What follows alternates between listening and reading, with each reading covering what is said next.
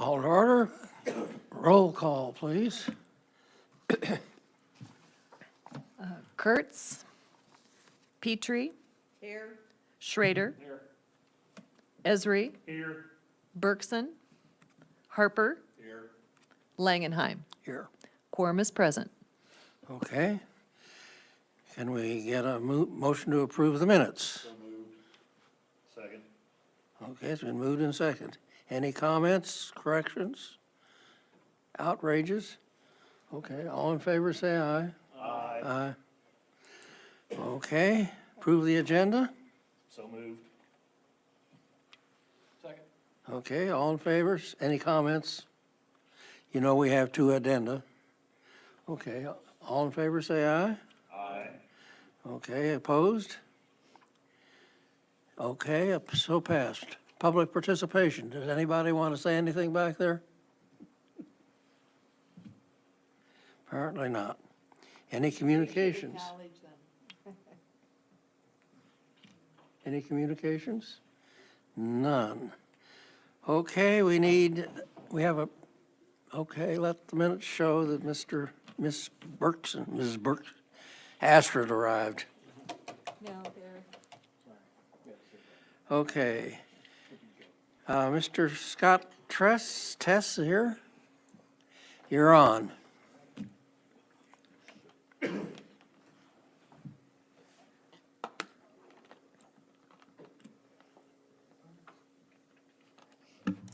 we go. Good evening. Thanks for the opportunity to speak with you tonight and share some information about Urbana's water management plan with you all. Could you turn your gain up a little bit? I'm sort of half deaf. I just need to hold it closer to me. Is that better? Okay, great.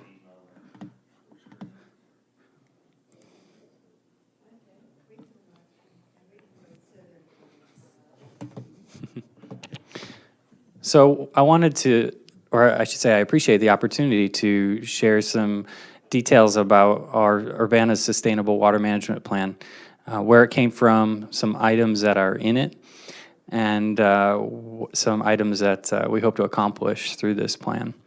And I've got a few copies over here, if you'd like to share those, of our complete plan. If you want the pretty pictures in color, you can download them from our website or download the plan from our website. You can see the color on the screen here. This plan comes from a number of motivations. I'll mention them briefly. A continued drawdown of our potable water supply, new risks to our potable water quality, impending state stormwater quality regulations, uncertainty created by climate change, and also the value of addressing our water resources and restoring and improving them. The purpose of the plan itself, in terms of a document, is to first review the current state of 5 different aspects of water management, and then lay out some goals to manage those aspects more sustainably. In the process, we tried to adhere to SMART goal making, as in the acronym SMART. That's specific, measurable, attainable, relevant, and time-bound. We didn't want to get bogged down in too much background research, and we didn't want to get bogged down in crafting vague goals that either were too vague to know if you've ever achieved them, or too ambitious to ever be achieved. So these are some principles that we tried to adhere to. Looking at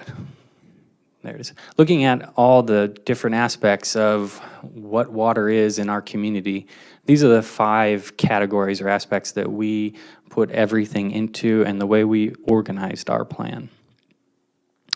The time frame for our plan is 2013 through 2020, so it's not a 50-year plan where who can plan for 50 years, but it's also long enough that we have some flexibility to actually accomplish our goals. I want to just share some quick background. A lot of you are familiar with much of this, so I don't want to linger too long. But this graph shows water use by state and by the particular use of the water. And you'll see the giant blue arrow points to Illinois. Just for reference, the really high water user on the left is California. And the yellow in our bar represents thermoelectric power, so coal-fired power plants for the most part, nuclear power plants, is a huge water user, but this graph is all water uses. So a lot of those thermoelectric water uses are actually surface water, so they're not necessarily drawing from our groundwater resource. The next largest user of water in Illinois is public supply, so that's houses and businesses. Yes, ma'am. Ask a clarification question. Is that graph adjusted for population? This is not per capita, total. And you may know that this is where we get our potable water, most communities in this area, the Muhammad Aquifer. This is a really important graph. It shows the trend lines for the elevation above sea level of the top of the aquifer, or where, I'll explain that. So the black line is where is the elevation of water over time. The blue squiggly line is the actual readings. The black line is sort of the trend line. The three colored lines that project into the future are projections based on more or less resource use. So the purple line is if we don't have a lot of growth and we're really smart about conserving our water. The green line is we have a lot of growth and we're not smart about conserving our water, and the red line is somewhere in between. What's important here is you see a dotted line at the bottom of the graph, and it says top of the Muhammad Aquifer. And so the question arises, why is the groundwater elevation higher than the top of the aquifer? The Muhammad is an aquifer under pressure. It's pressurized by mostly impervious layers above and below it. And so when you drill a well into it, the water goes up the well, and that's where we actually draw our water from.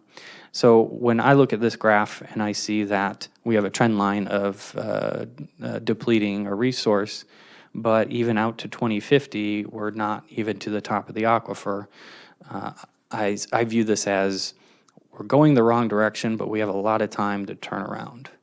So this is particularly challenging in when dealing with people, because people don't tend to take really strong concerted action when crisis is a long ways off. And I think we can probably all think of examples of that. So our challenge here in talking about water quantity is how do we engage people to participate in water conserving behaviors, practices, technologies, without telling them that the sky is falling and overstating the case for water conservation. This is Illinois American Water Company data for the city of Urbana alone. So the county or Champaign would be slightly different. On the top left, we have per capita water consumption. You'll see that the trend there is actually going in the right direction. We're using less water per capita over time, and this reflects a trend nationwide. This is going on nationwide. Per capita water consumption is declining, and it's thought that most of that is due to technology change. So when you build a new house, you're putting in a new lower flow water efficient toilet. When you replace a toilet in your house, you're taking a high flow toilet out and putting a low one in. So over time, our per capita water consumption is declining. That number is actually a lot lower than the national average as well. So I have a question on this. So in theory, I thought you were okay. In theory, then, that will plateau and it could start going up, because if it's technology and we have everything converted to low flow, et cetera, population is going up, so that curve will eventually go up again. Yeah, per capita probably will flatten out at some point. Now, with growing population, the per capita use will remain the same, but the total withdrawals would increase because the number of people that are drawing would increase, yeah. In our commercial and industrial consumption, we had some dips that seemed to center around the recession, maybe not, but that seems likely. And then they came back a little bit. So They're essentially flat over the time period that we've got data from Illinois American. And this is data that we intend to collect from Illinois American, and they're happy to provide on an annual basis. We'll be tracking this. This is a graphic from, just in touching on how we use water, this is a graphic from US EPA. Depending on the region, households use 30 to 60% of their water outdoors, and they estimate about 50% of that is wasted in a couple of ways. Wasted when a sprinkler sprays in the street or on the sidewalk, you can't irrigate the sidewalk, or wasted if folks irrigate during the middle of the day where so much of the water just evaporates. Turning to water quality, this graph shows samples that are detecting arsenic in our groundwater supply. You'll see that the majority of those hits for arsenic are below the 10 UG per liter drinking water standard. Furthermore, once all of this water is pumped into huge quantities that a water company deals with, all of that is diluted. So the takeaway here is this is the worst we can find, and it's really not bad at all. So our drinking water resource is extremely clean. Also addressing quality, you're probably aware that the Coalition of Cities and Municipalities are applying for sole source aquifer status for the Muhammad Aquifer. There is never been a sole source aquifer designation in the state of Illinois. I think it's been quite a few years before our EPA region has even had one. So this is not new. The law has existed for a long time, but it's a law that's not applied very often. So whoever the staff people are at EPA probably are doing this for the first time. This is some data that's culled from a huge report that Illinois EPA produces every 2 years. That report details the designated uses, status, impairments, and causes of impairments for every water body in Illinois. To ask anybody to find their particular water bodies in this enormous report is a fool's errand. So what I've done is just played the fool and gone in and got all of our data just for Urbana, so that people don't have to sift through all of those pages. And again, this report comes out every 2 years, so we intend to report this data to our Sustainability Advisory Commission every 2 years. Flood management was one of our aspects in our water plan. Essentially, we're addressing this to the Sustainability Advisory Commission's meetings where they will address climate adaptation. Final piece of our sustainable water management plan was addressing recreational waters. One of the items there is assessing the public accessibility to recreational waters, and I thank Andrew Levy, who's helping a lot with that in terms of doing some GIS work for that. This is a summary page. This is in the beginning of the plan. And it's essentially just really quickly telling everybody all the things we want to do. And then they're detailed in greater specificity later in the plan. I want to hit just a couple of highlights and then let you all have a chance to look at the plan and take any questions you might have. One of the interesting goal we have in here is to evaluate the feasibility of a rain sensor or a soil moisture sensor ordinance for newly installed landscape irrigation systems. So I mentioned this before, a prime waster of our potable water resource is not that someone has an irrigation system, that's fine, but when it's irrigating in the wrong place or at the wrong time. So wrong place is over the driveway, wrong time is middle of the day. The sun evaporates a lot of the water that you're going to be spraying middle of the day. So these pretty simple devices save water and save the property owner money as well. Another goal, this one applies to the city. This is part of the practice what you preach ethic here. We looked at all of our city operations that use water, and we identified a number of different practices listed at the bottom there that we think we can gain some savings in. And we came up, we totaled up 24% of our total city buildings water usage can be eliminated. that's a really high number. One of the ways we were able to do that actually was we had a server room, a computer server room, that was cooled with a water-based cooling system, and the system used the water once to cool the room and then discharge it to the sanitary sewer. There was no recycling of the water. So it's just kind of like having a faucet open 24 hours a day, 7 days a week, 365 days a year. Well, we've just recently replaced that with an electric-based cooling system. So that was a big chunk of that 24%. But we're doing, or we intend to do a lot of other activities that will also conserve water. Another interesting piece of this was assessing opportunities to reuse water that's or wastewater treated by Urbana-Champaign Sanitary District. So they're discharging a lot of water out of their plants every day. And at the same time, we have trucks that are irrigating landscape plants during the summer. And so we've been looking at whether we can make those two connect and use some of that treated wastewater for irrigation purposes.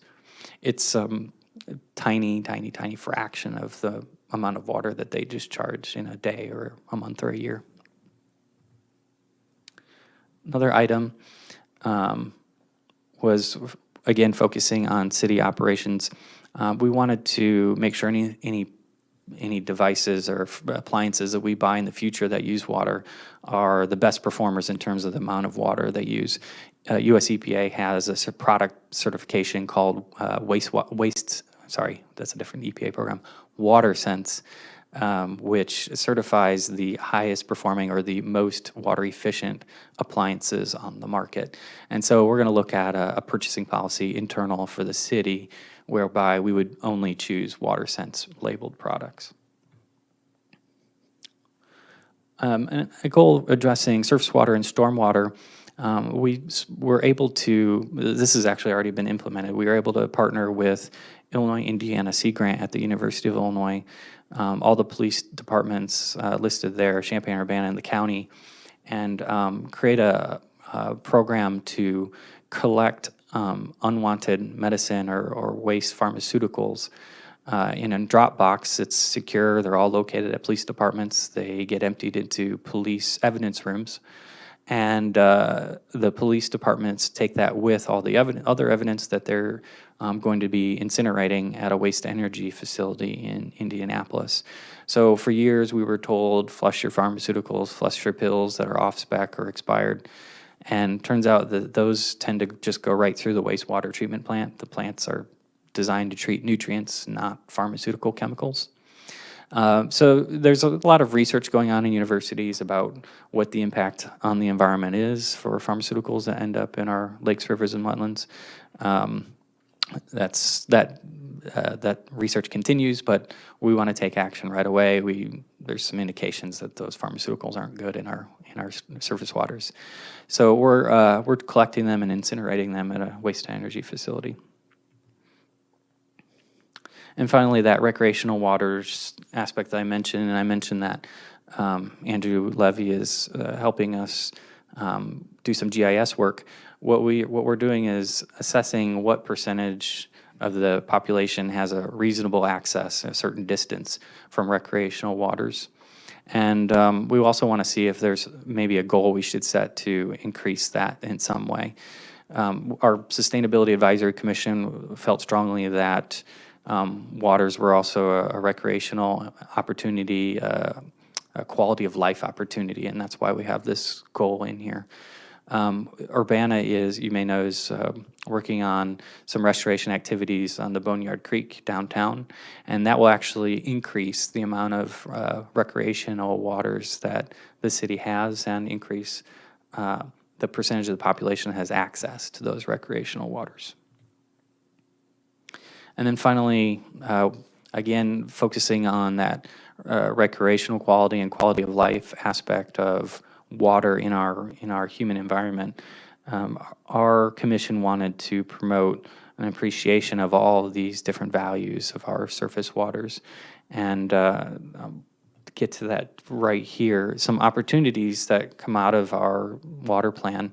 One is more regional collaboration in terms of water issues. We do a lot of that already in terms of the sole source aquifer application and the Illinois Pollution Control Board Clinton landfill motion or complaint. And we want to see if there's more of that we can do. So for instance, if some of these policies that our plan's going to evaluate make sense for Urbana, they probably make sense for most other cities too.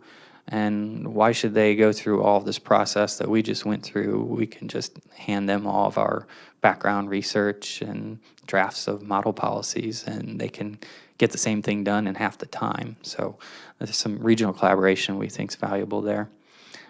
Also, in terms of encouraging recreational access and appreciation of recreational waters, we're looking at whether we can cultivate some citizen science activity at either the future boneyard or other surface waters in Urbana.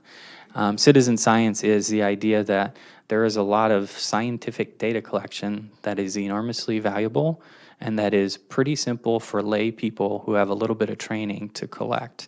So this is something going on all over the country on lots of different topics: water sampling, insect identification, stuff like that, where citizen scientists who have been trained and are working with professionals can collect baseline scientific data and add to enormous data sets. Is quite valuable. Illinois River Watch is a group that participates in this. They train folks to sample surface waters, particularly streams. Actually, no, I think their program actually focuses on lakes, so it's one or the other, I can't remember, but in any event, there's a couple of different organizations that are focusing on this, and we want to see if this is something that we can cultivate in Urbana. And I'm happy to take any questions you have.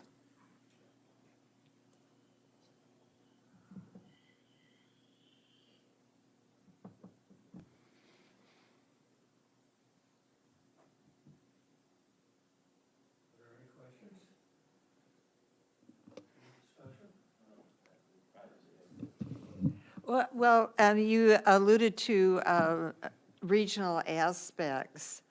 I'm interested in hearing some expansion of what you have in mind in relationship to the county and even beyond the county, because, as I often say, water doesn't know boundaries and water doesn't understand statutes. And so you must have some things in mind, and maybe it'd be good to share them with us. Sure.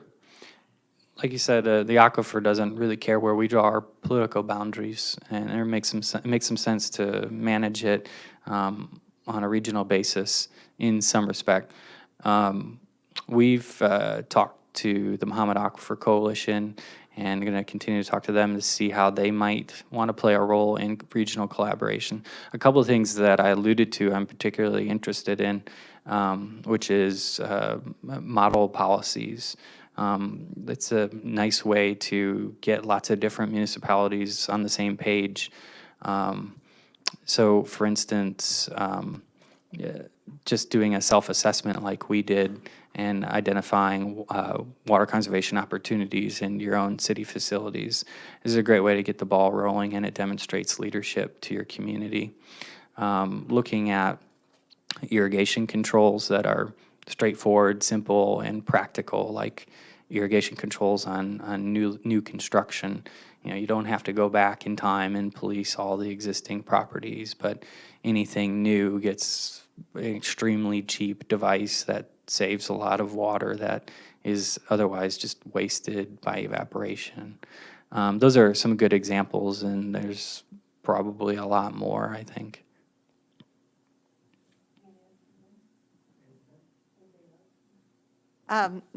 You don't have any affluence, you did sort of allude to affluence for some irrigation, or any plans to maybe move forward more constructively, which would be on the state level, about gray water use. Has that been part of your conversation? It's not in our plan mostly for the reason that we don't control the state plumbing code. Now we can lobby and influence and ask and request and so forth. But we didn't put that in the plan because it's not specifically or directly within our purview or jurisdiction. And then go ahead. I had one more. If Susan, may Susan come up to the table? Susan?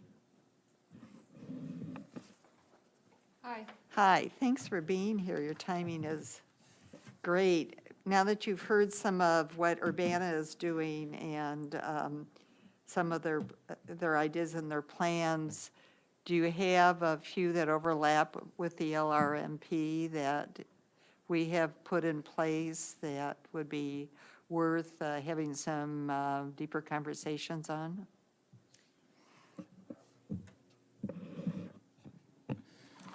Well, it's a broad-based topic that cuts across at least 3 or 4 of our objectives and policies.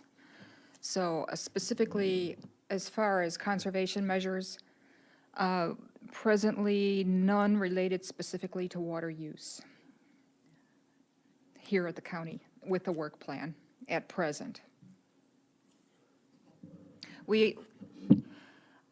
Conservation is typically what we're talking about here with Scott's presentation, so no, but with regard to other aspects of water use, yes.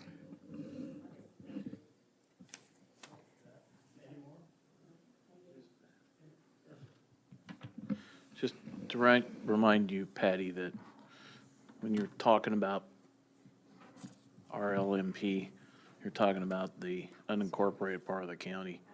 Okay, just make sure you understand.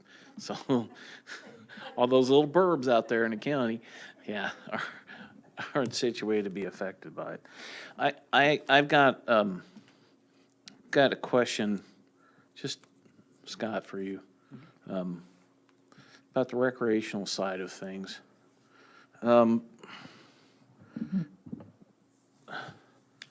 What types of water resources are you referring to? Obviously, Crystal Lake Park is a wonderful place, and that's the first thing that pops in my mind, is Crystal Lake Park. But and you mentioned the boneyard, which I don't know if it runs with water year-round or not. I think there's some times where it might dry up a little bit, but could you elaborate a little bit more? Sure.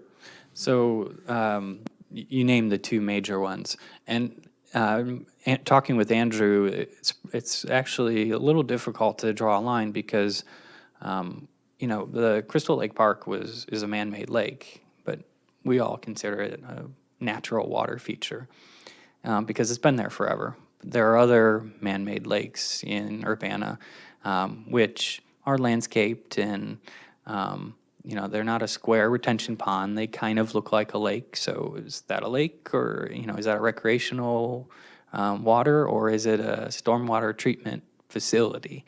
So we're working on dividing or drawing a very fine line between what is a stormwater treatment and retention facility, a storm pond on the one hand, and a recreational water that might be man-made on the other.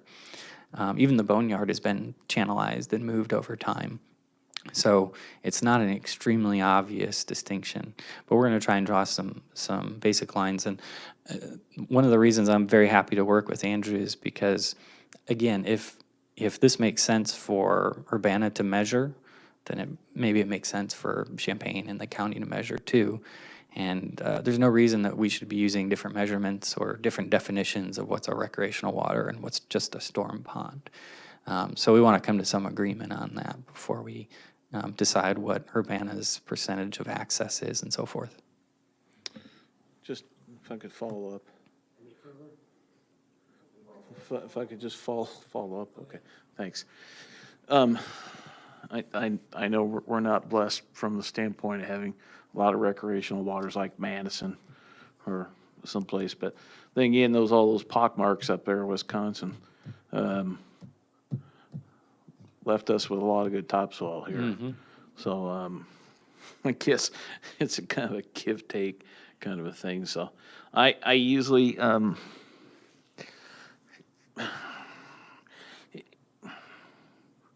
you're kind of when I think of recreational waters, of course, like you mentioned, a lot of it's man-made.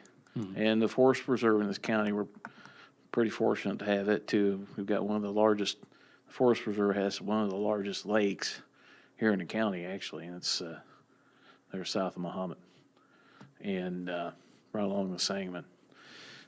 So, we always think of recreational things to do, fishing and some boating and canoeing, and I've done that when I was a kid, the Kaskaskia River when I was a kid. Not much to see down there, but it was fun anyway. So that kind of things I was thinking of would be in effect for recreating. I assume that's what we're talking about, those kind of activities.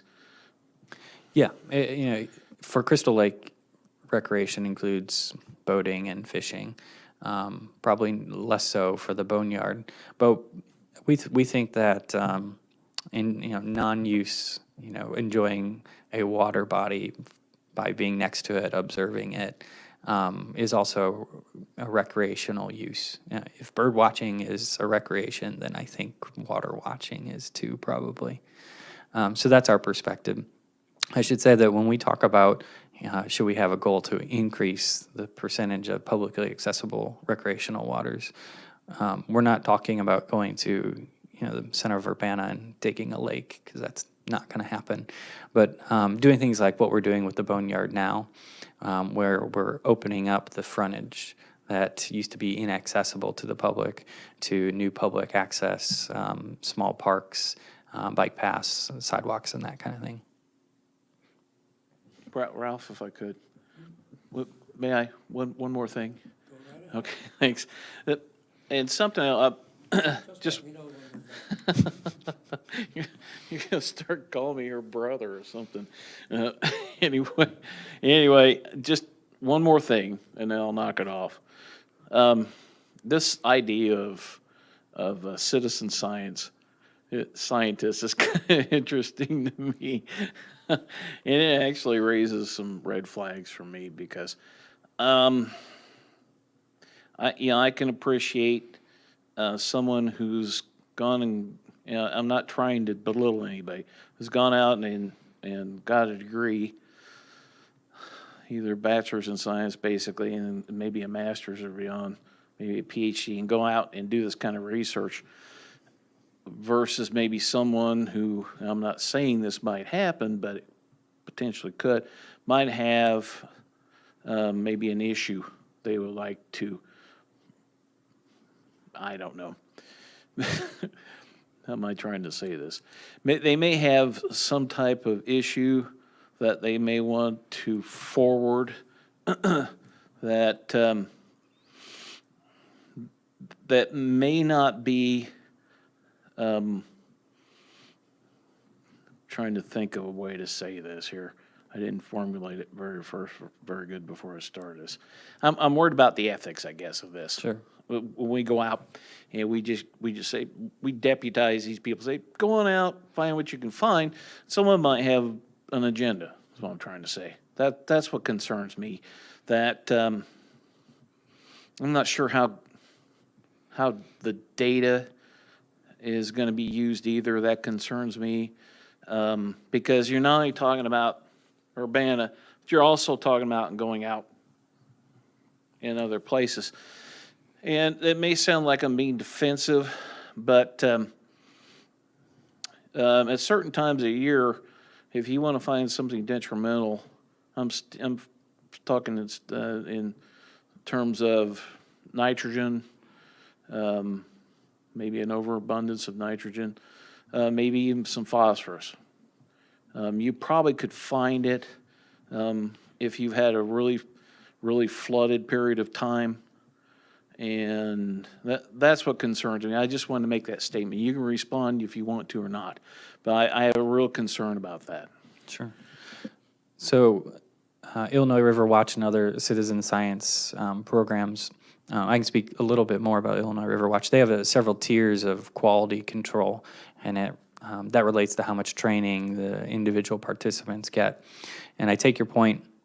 I suppose there is some level of risk there, in terms of the type of data you get back. But I think that might highlight an interest to actually get more people involved. The more data you have, the more likely it might be that the researchers can observe in the data that there's an outlier that doesn't match other data. So I would think that the more data you can get, the more easy it would be to spot such an outlier.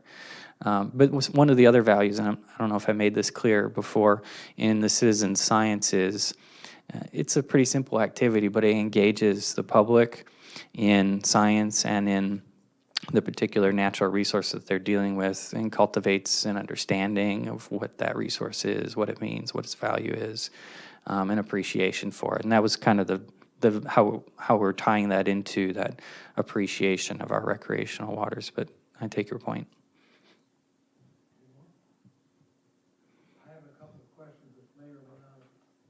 Thank you. A couple of questions which may or may not apply to your program, but I'd like to give an answer if you have one. First of all, what is your estimated time when the cone of depression is going to actually physically impact the aquifer? I have no estimated time. Neither do I. Okay.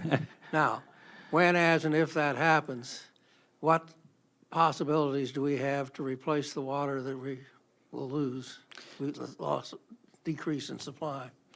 What can we do? So I want to just say before I go too far down this road that I am not a hydrologist or geologist at the Prairie Research Institute. When I have questions like that, I call them actually. But what I will say is, in terms of localized dewatering or drawdown, my understanding is that Illinois American fairly recently drilled a new well, and that they're not going to run out of water in terms of the depth of the well for a long time. That's different than the aquifer depth on a larger scale.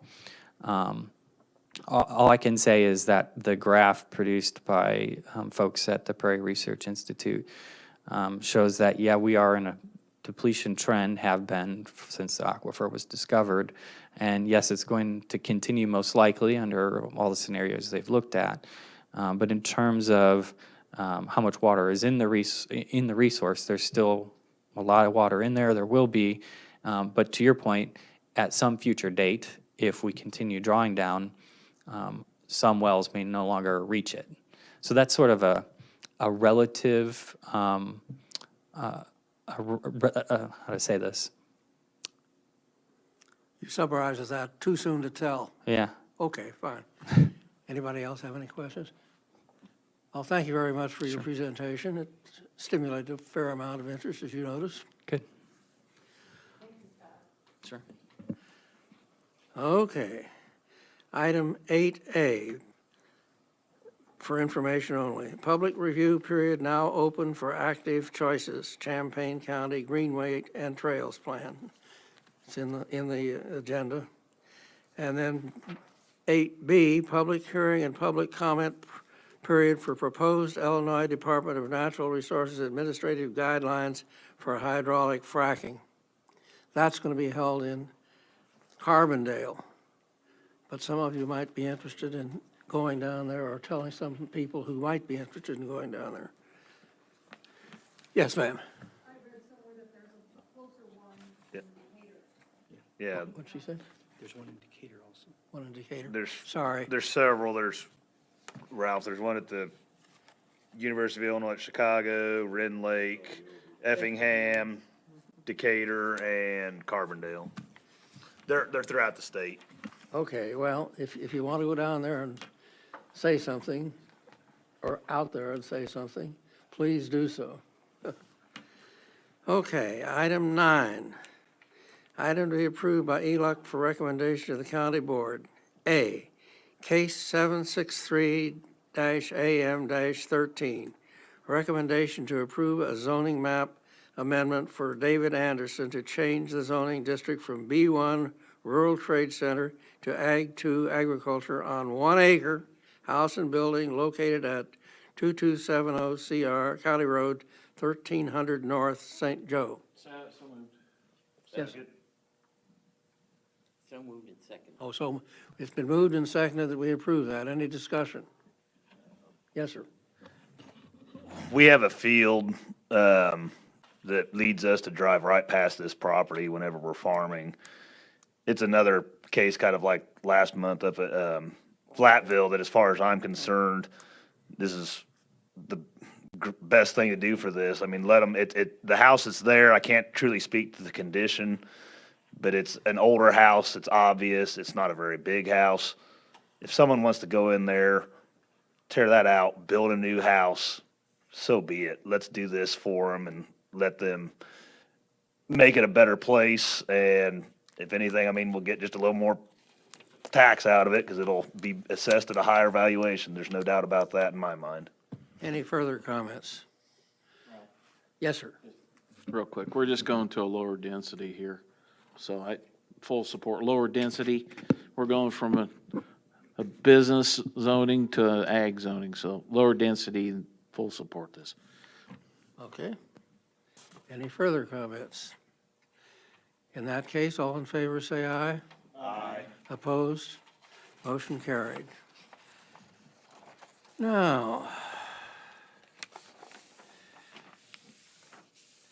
item 10, direction to zoning administrator regarding a proposed text amendment to the zoning ordinance to implement Land Resource Management Plan, LRMP policy 8.6.3 regarding the protection of significant natural areas in discretionary approvals, and policy 8.6.4 implementing Illinois Department of Natural Resources recommended management practices for discretionary development sites that contain endangered or threatened species.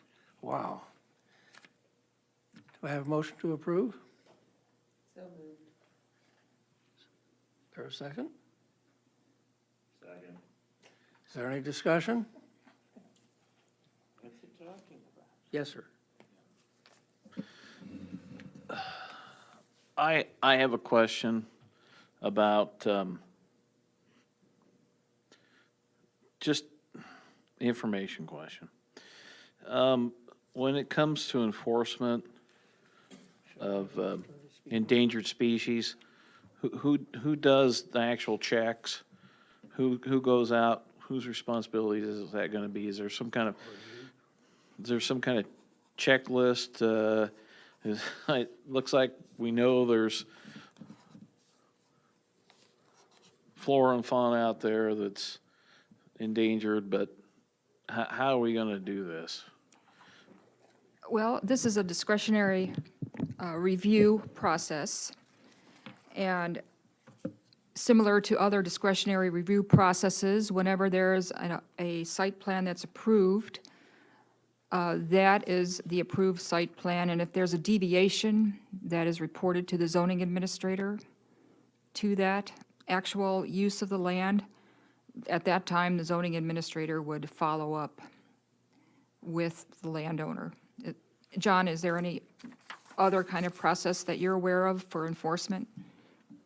Well, I guess, John's question is actually pretty complicated, but if development is proposed in an area where IDNR says they have reports of an endangered species being present, then it's up to the petitioner to work with DNR to develop some protocol that will protect that particular species.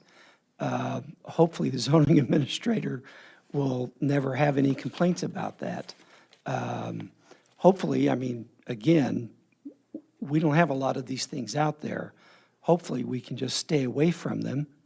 And if not, then there will be some program that is presumably approved by the ZBA or county board, depending on what the approval is required. So my hope is that we never actually get anything very complicated.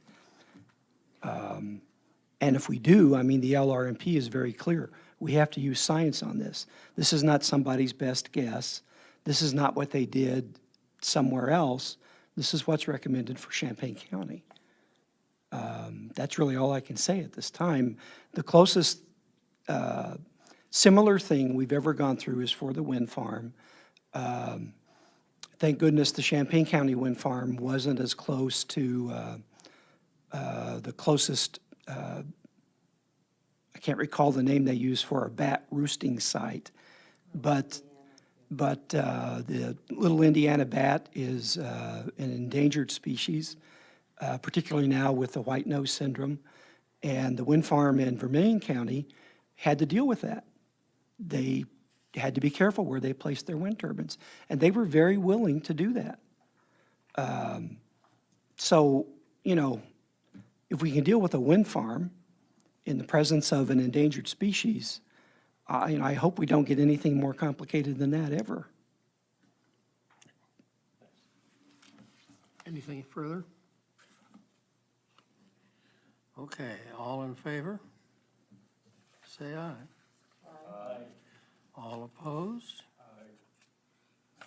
Okay, motion carried. Monthly reports, item 9.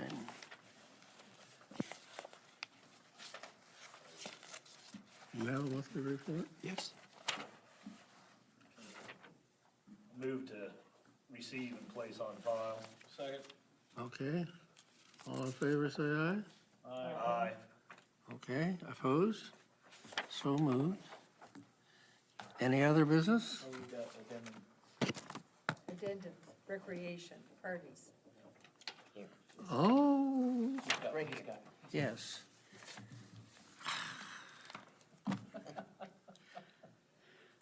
Okay, we got a couple of recreation licenses. Item 1, recreation and entertainment license, Tin Cup RV Park, Inc., 1715 East Tin Cup Road, Mahomet. A whole bunch of numbers. Any comments? Sheriff. Move approval. Second. Sheriff. Wait, there's some. Sheriff, we can approve this, yes. The sheriff has not yet reviewed this, and our approvals must be contingent upon the sheriff's approval. Otherwise, we have to postpone this thing and it will go on forever. So- How about if I remake that? Say, I move that we make a. Approve recommendation the proposal contingent With contingent for the sheriff's, approval. approval. Second. Okay. Comment? Anybody have anything to say about this? All in favor, say aye. Aye. Opposed? Okay, item A2, recreation and entertainment license, Curtis Orchard Limited, 3902 South Duncan Road, Champaign. Same contingency it has to be put on the motion. Can we, So move with the contingency upon the sheriff's approval. okay, second? Comments? I just want to make a comment for the record. The reason the sheriff probably hasn't been able to get a hold of this is because he's been awful busy out in Gifford. So it's not a lapse on the sheriff's department. I just want to make that clear. He's been excessively busy, so. Okay, The other thing is, that's another reason why this is an addendum. These were received late, and we've received at least half a dozen since these. And I talked to the chair before the meeting started. We'll have those on the county board agenda if everything is in place. okay. Any further comments? All in favor, say aye. Aye. Opposed? Okay. I have a question, Yes, ma'am. clarification question. These have been approved unanimously. However, because of the proviso, they will not be on the consent agenda. Is that accurate? These do not go to county board. The committee is the final authority Oh, on it these. is, okay. Okay. So we will be notified when this proviso comes through. Well, they'll probably tell us about it next week. The way things are going, right? Okay. Where am I? Somewhere in Illinois. Okay. Chair's report. I have no report. Designation of items to be on the consent agenda. 9A, 12A12. No, just 9A. These do not go on the consent agenda? Correct. The committee is the final authority. Okay, they don't. All right. 9A, any other? Could I have a motion to adjourn, please? All in favor, say aye. Aye. All opposed? You're free to go, and so am I.